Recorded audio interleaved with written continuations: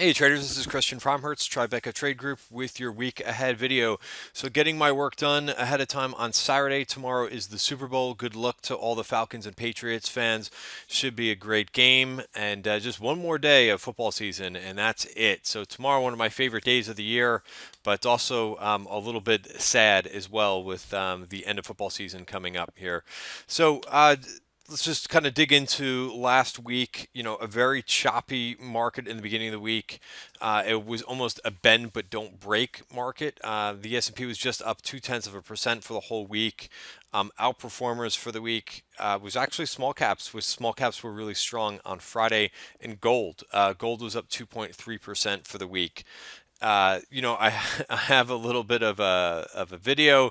This was basically how it was in the beginning of the week, and then all of a sudden on Friday it was great. So again, this is very choppy and kind of disappointing all week long. So that's my picture, and that's pretty much how the week went last week. So um, you just have to be patient in this type of market. I do one of these videos every week and just talk about being patient.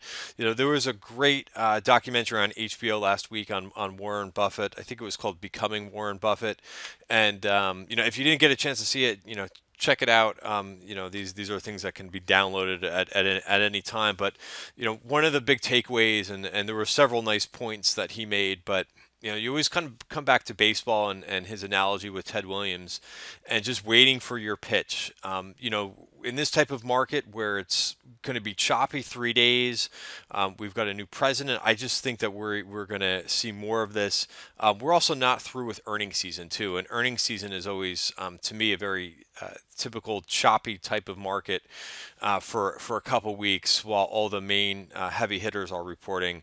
And so we have another, what was it? Last week was 23% of the S&P reported. This week 17%. But it's a little bit lighter because 9 out of the 10 top names in the S&P have already reported. So some of the heavy hitters are already gone, and we still have a lot of companies to report, but it's a little bit of the smaller names in the S&P. But nevertheless, before I kind of move on and take a look at the technicals, one of the beauties about trading, and if you watch option flow and aggressive option activity like I do, you always have the luxury of when there's a pitch, you don't necessarily have to swing at every pitch. You can kind of wait. There's not going to be strikes that are called against you. Wait until things line up correctly. And there was certainly a number of names, and I'm going to go through some of these names in a little bit more detail. But names that we saw aggressive option activity last week. These are names that have come up on past weeks, not just last week, but several times where we've really seen aggressive repeat call buying, and not just the weekly stuff, which I think is kind of noisy and you can trade for a day trade. But I'm really interested in the longer dated positions where really somebody's putting down a bigger chip and a bigger stake in a longer dated position. That's what I'm mostly interested in. But so that being said, let's go ahead and look at some of the technicals. I always like to go and look at the broad market first. And while S&P has been very choppy the last month, the one thing that we kind of noticed last week was we started to go lower a couple times last week, and that's why I look at value areas to tell you it's amazing. Every time I look at these, the support and resistance that really comes into play with these value areas. And we saw this back in January where we didn't want to break out several times through this value through the monthly value area. There we go. And we did finally break out. And then once you break out, your resistance becomes your support. We've got the new value area for the month of February. And the closing print is always the most important. Intraday, it's like, oh my God, this looks horrible, and it looks like we're breaking down. And we did this Monday, Tuesday, Wednesday, Thursday. We had 4 days in a row where we fell into the value area, but we basically closed either right at it or above it for most of those days. And then Friday we took off. We also just had, there were several reasons why we saw a very choppy market last week. Of course, it was earnings, but we had, we had several economic reports that were very important, including the FOMC report. the FOMC meeting, which just kind of ended up being a non-event, kind of stay the course type of thing. And just like I told all subscribers in the room, I bet they mentioned about inflation and yada yada. I'm not going to go into it, but kind of more of the same from what we've been seeing in every meeting. So it wasn't a shocker by any means. And then Friday had a very strong jobs report. So we're basically back to where we were about a week before that, midweek. This was Wednesday and Thursday of the prior week, so we're kind of right back to where we were. So that's what the S&P looks like, above value, above trend in an uptrend. We could look at Qs or NQ. We'll look at Qs. Qs, really had the right trade on for both S&P and the Qs last week. I had an iron condor on for SPY, just thinking that we go range bound. That worked out perfectly. Was able to take that short iron condor off for maximum profits. And then not last Friday, but the Friday before, I noticed that the Qs got a bit overbought after a really nice run, and I sold call spreads. So that was a way to kind of defend yourself in case of a choppy market. And that worked out perfectly. I didn't even wait till the end of the week to take that off. I think it was on Tuesday. That's all I had to do, and that worked out really well. And I put that trade on, I believe, not last Friday, but actually the Thursday. So I had a couple days with that, only a few days that I had to hold that trade, and that worked out perfectly. So where are the Qs now? Above value, 125.03. That's your level of support, but still in an uptrend, no longer overbought. But if you're long, keep an eye on that value area. Notice for January we climbed above value and we never looked back. So I always use these value areas as support. Once we get back into value, that's where I want to reduce my positions. Small caps, on the other hand, we can look at IWM or slash TF. Really kind of were a bit challenged, and again, almost like a bend but don't break. They actually fell below value for a couple days here and climbed right back in. Then we kind of struggled a bit the last couple weeks, looking like they underperformed for a couple days, and then on Friday, real nice outperformance. They finished up 1%, and so it'll be interesting to see if we have some continuation. This bar did break the value area, and it looks like we're almost going to we haven't gotten it yet, so we don't want to always, we almost had a crossover back here, MACD crossover, which is a bullish sign for swing trading, for momentum, and we're almost getting one again here too. So you don't necessarily want to say, oh, we're going to get it because we didn't get it last time. So, but something to watch definitely on a day-to-day basis going forward here. And also that value area. So two things, I like to look at the support and resistance using the value areas and some momentum indicators. So that's the major indices. They all are pointing up right now. They all look pretty good in uptrends. There's no real cracks here. One of the things that I noticed as well last week, which we've been talking about in detail, is oil that's been, very, very choppy. I talk about oil in the morning and the pre-market session of our trading room every day, and just about how whenever it gets to around $53 to $55, it's been rejecting it lately. So one thing that was a little bit different that I noticed last week in oil was for the last couple weeks, we noticed how range bound we've been. Every time we've gotten, this is again is on the 1 hour bar. So on the 1 hour bar, you have a weekly value area. And every time we've tried to get outside of it, just like on the daily chart, we just haven't been able to do it. We got rejected here, here. Last week's value area here, and then finally we got above it. We tested it a couple times. It looks like around 54 is going to be the new weekly value area, the top of value. So I'll be watching that very closely. Some excuse me, some energy names kind of woke up last week. Selective energy names last week, which I'm going to go over some of those names in just a second. But that's something that I'll very much will be watching. Copper is also something that I watch on a daily basis as well. Go to the daily chart for this one and notice how many times we've been approaching the same level and we just can't get above it right now. And we got pretty firmly rejected on Friday, down 2.6%. So again, every time we kind of get up here, it seems we don't like it. One bad thing I'll talk about, why I mentioned, it doesn't seem like there's any cracks in the major indices right now. let's talk about the VIX as well. The VIX continues to be at very low levels, which I would rather see this thing. I get a little bit more comfortable once the VIX gets to be, it's kind of counterintuitive for me. Once we get to around like 13 or 14, I feel like there's a little bit of volatility in the works, and I like to buy on dips. When the VIX gets to be around 12, 11, which we're now dipped right under 11, we're 1097. It doesn't exactly give me a warm and fuzzy feeling. It just for me, it means that the market is priced to perfection. So interesting that the 30-day S&P volatility, implied volatility, is very low. You look at the skew, which something I've been keeping my eye on for the last couple weeks because it's been heightened. Skew measures basically tail risk. It's looking at out of the money options, and you can see this has been very high. I just have to draw this just so we can see the line here. Select out a type of data line. You can see that anytime this is above around 135, it's kind of a keep your eye on. All this means is that the implied volatility is going up in out of the money options. So usually it's tail risk. There's something odd is being priced into the market. A little bit of extra risk into the market is being priced in. So also with on the negative side, and don't worry, I'm going to get positive in a minute, but these are all things that I like to watch as indicators. The Baltic Dry Index has been down. This is a measure of global, kind of global movement, global shipping, and it's been down 1, 2, 3, 4, 5, 6, 7, 8, 9, 10, 11, 12. So this is not the most bullish.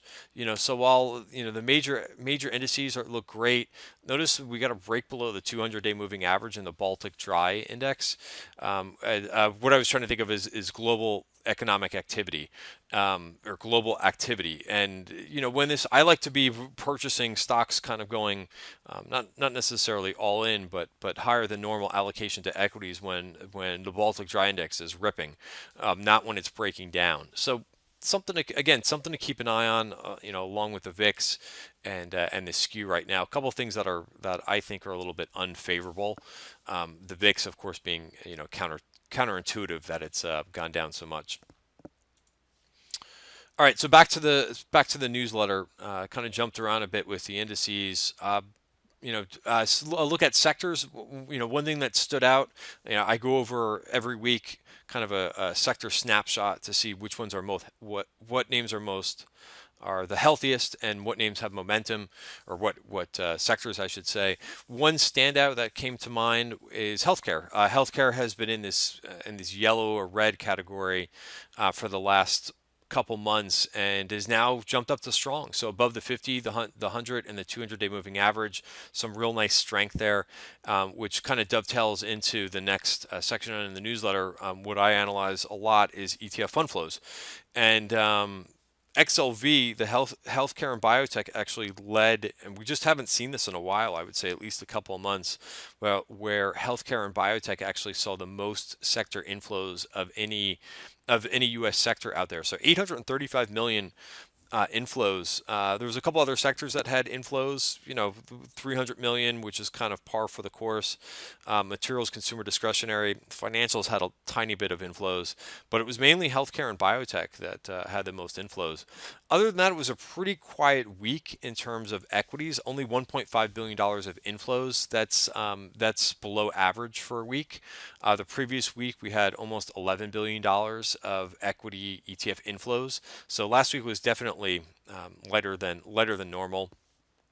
In international land, not much really going on. This has been kind of where I've been looking for more opportunities these days. But last week was very quiet. They had $1.3 billion of inflows. Again, the previous week close to $5 billion. But this week was very quiet. The only area that really saw good chunky inflows was emerging markets, and in emerging markets it was names like IEMG. It was EMB and VWO. EMB is actually bonds, emerging market bonds, but VWO and IEM&G are almost the same thing, emerging market equities. And then what was kind of another interesting point last week, two more interesting points I would say in the ETF flow section of the newsletter. Fixed income ETFs saw $4.1 billion of inflows, and that outweighed equity ETFs by a decent clip. The majority of those inflows, but not to get too worried about this, because the majority of those fixed income inflows did not take place in treasuries or short-dated treasuries. They were in fact corporate bonds. LQD gained $1 billion last week. A couple of the high yield ETFs, JNK and HYG, also saw inflows. It was mainly JNK.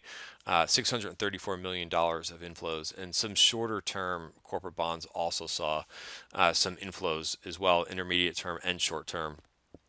And then the last thing here in the ETF flow section is GLD. Hasn't seen inflows, at least chunky inflows, since pre-election. So $615 million were added to GLD last week. As I mentioned in the above section, gold really had a nice week of performance. Sold to the gold miners. I think gold miners was the best performing sector last week. And then biotech was behind that. So not much to really talk about there. Usually I spend a little bit more time on that. A couple of ETFs that I thought interesting. As I mentioned here, if you've read my newsletter or watched my videos in the past, you know that I talk about FDN as the FANG proxy, FANG stock proxy, because Facebook, Amazon, Netflix, and Google are the biggest weights in this ETF. So it's always good to take a look at where this group of stocks looks like as a group, as together as an index. And a massive run into earnings these names had, and then most of them, besides what Netflix, I would say, all kind of was a sell the news type event, sell the earnings move. They all didn't really perform that well. And so what I would be watching is in this a good level to watch to know if you want to go back into these. Back into this group of stocks is 85.90 in the FDN ETF. That's the top of value. Notice we're right inside value. And I would watch 85.90 for a regroup and a move higher. Also, you could see this MACD crossover going the other way. The blue line crossing below the faster moving line, the blue line crossing below the yellow. That's not a place where I want to add positions right now. XBI, as I mentioned, healthcare and biotech ETFs had the largest inflows of any sector last week, and this looks pretty interesting to me. We've been above the 200-day moving average for a little while now in the XBI ETF. This ETF I like because it's equally weighted, so the large companies in biotech like Celgene and Biogen get the same the same weighting scheme as names like ACAD and some of your smaller biotech names. But looks pretty constructive here on a technical basis. Above that value area 64.90, so trying to break out. And you've got kind of a little bit of a triangle or a wedge pattern here. And this dotted line, we're also above there. So I like a long, and you've got defined support of 64.90 to kind of abandon that trade. But right now I like a long. Also, you can see this purple line up here as a VPOC could be where we might be headed in the XBI ETF. Okay, GUNR. I call this this is Gunner. This is a very interesting ETF. A lot of people don't know about this ETF. It's kind of a combination. It's called the Morningstar, the FlexShares Morningstar Global Upstream Natural Resources Index Fund. Kind of a mouthful there, but basically what it is it's an ETF that combines global mining, energy, material, and chemical companies, all global. So you've got U.S. companies mixed in with international companies. And it kind of combines XME, XLB, XLE, and the MU ETF, some of the best performing groups, and it combines them into one ETF. And you can kind of see that this thing it's had a great 2016. And just as I indicated here, the trend is your friend here. It looks, I think this looks great. As long as it's above, I'd say the 50-day moving average, continue to ride it here. And another 102 million of inflows into this ETF last week. All right, so names that had aggressive option activity last week. I mentioned in the beginning of the video, where I'm interested in names is Aggressive, obviously aggressive call buying, and not just like the weekly stuff or front month. I want to see some of these players or investors go out longer term. So Weatherford, this has been a name that we've been talking about for the last couple weeks. They had earnings last week, and the name shot up after earnings and didn't really look back. But this is weeks I've been talking about this name, and it's for the first time. I've detailed this a couple other times in a couple other videos, but first time it's above the 200-day moving average. So if you haven't been in this name, you haven't missed too much. It's a $6 stock right now. It was around 540, 550 when we started to see that aggressive call buying, and I want to be long. I'm long in cash, and I'm going to stay that way. I may actually add to the position a little bit, even if it comes back a little bit from yesterday's outperformance. I definitely want to revisit it as adding to a long. Next, Disney. Just continuous call buying several days of the week last week and the week before, the June. And then we also saw a little bit of July call buying. It reports next week. So it could set up for a nice earnings trade that I'm going to be looking at next week in the Tribeca Trade Group trading room. ETE, another MLP that we've been seeing call activity in. This was mainly towards the end of last week, where February and April calls. Mostly, February very short dated. I like to see longer dated calls being bought, but nevertheless, could be a nice name to own just in cash rather than in options. And you've got your defined support here with these moving averages. Maybe the 50 or the 100-day could be your support. Looks pretty strong to me. AMD just have profiled in here because the buyers just don't let up in this name. Right now, so 1224 high point had earnings. That's what this big candle was on earnings day, and was a little bit of a delayed reaction that day. But just a name to continue to if you're long, I would stay long because the call buyers just haven't let up in this name. Same thing with Micron. And Micron was at one point, what, a $31, $32 stock. Continue to see call buyers in this one, as with this semi name as well. So I'm jumping around between semis, which have been very strong, and energy names, which we're seeing. This one is actually utility, believe it or not. It has some energy, some utility exposure, but just repeat call buying over the last couple months, and it really picked up last week again with call buying. So again, this name used to be you kind of all these charts that I have featured here are from Bloomberg are 2-year charts, just to see the history of some of these names that have come from higher places and have been basing for a long time and are now above the major moving averages. So I think that's always a real good sign once the price has been below in a downtrend and it's based for a long time, and the price is now above these moving averages. So you want to ride that trend while it occurs. You can almost see, I think this is the 100-day, or excuse me, the 50-day crossing above the 200-day moving average. That's a great signal as well. Now financials, which we've seen a lot of activity in as well. This is Fortress. We saw activity probably about a month ago, call buying, and then it really started to pick up last week in FIG. Again, this is a name you don't have to buy in options. It's a $5.91 stock. So no real reason, I think, to buy options in this, even though that's what we've been seeing. And you could basically just go ahead and buy this in cash, which is what I've done. So I'm long this name, and again, it's similar to some of the stocks that we've seen. Name that was in a downtrend based for a long time and is now breaking out of this sideways pattern. Goldman, I have in here just as a leader. We could look at this in terms of value areas. I'm long this one as well through call spreads. And what I would be watching as well, almost an MACD crossover. It's kind of been digesting this, this consolidation, kind of moved down here. I caught this right at the time, right at the right time. I was buying this I just didn't think it was going to break down here. So what I would be looking for is a move above the value area 245. That's right above it. So if it gets caught in here, I may take my profits and run, but I'm looking for this thing to kind of get back to the highs and break out. So we'll see what happens there.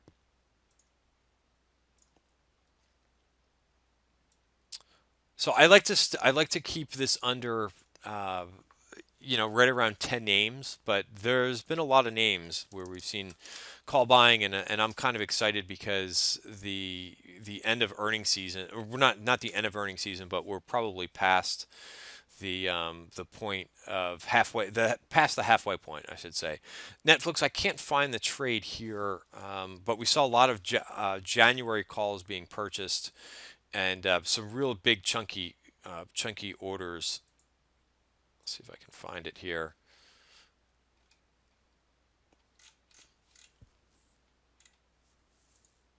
Oh, here it is, right here. January 2018. This was like a $4 million trade because they bought these for about $20. So this was no small trade. Don't let the contract size disguise the order, because it was a very large order. And again, long dated, going all the way to January 145 calls. So Netflix, I have a small position in right now, but just definitely a name that you want to watch. What I would be watching in terms of value areas for Netflix, watch that 143.5 level, which is a couple dollars away. But I think as long as it stays above the point of control here on the daily chart, I think it's worthy of, normally I would wait until it proves itself to get a move above value. But being that we've seen so much call buying, I didn't hesitate, and I'm long Netflix post earnings. And then ABX, a name that just got tattooed as well with option activity. June calls, January calls in this gold miner. Notice same thing, not exactly the same type of chart in some of the names that I've already talked about, but above the 200-day moving average as gold has been moving up. So I was able to take a few targets in this one. I'm still long a piece of that.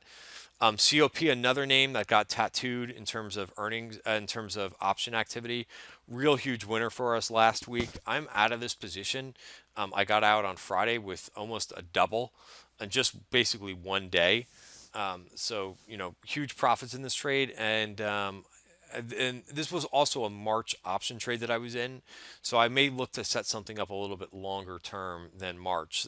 Sometimes either front month or next to front month options. If I've got almost a double in something, it's not a trade that I want to sit in for weeks. So if I get something like that in one day, hey, be happy that you just about doubled your money in one day.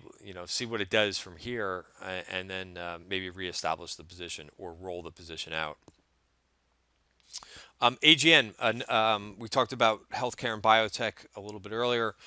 Take a look at this name. Also, a lot of aggressive call activity last week, and now above the 200-day moving average. IBM, where the option activity kind of trailed off later in the week, but Monday and Tuesday of last week, huge call activity, repeat call activity that went up in IBM. So that's it. Thank you. So we kind of summarized some option activity, a couple names that I like in terms of sectors and ETFs, and we went through an index review as well. So if you like these videos, please go ahead and visit us at TribecaTradeGroup.com. Get involved in our trading room. I would love to see you guys who have been viewing these videos on a weekly basis. Our signals have been great this year, and the attention that we've been getting to reading the tape has been great. So this is what we do on a daily basis inside our chat room and our live trading room. So get involved at TribecaTradeGroup.com. You can get half off the first month by using coupon code TTG to get involved. So please go ahead and join up here. And thank you for watching the video. Have a great weekend. Go Falcons.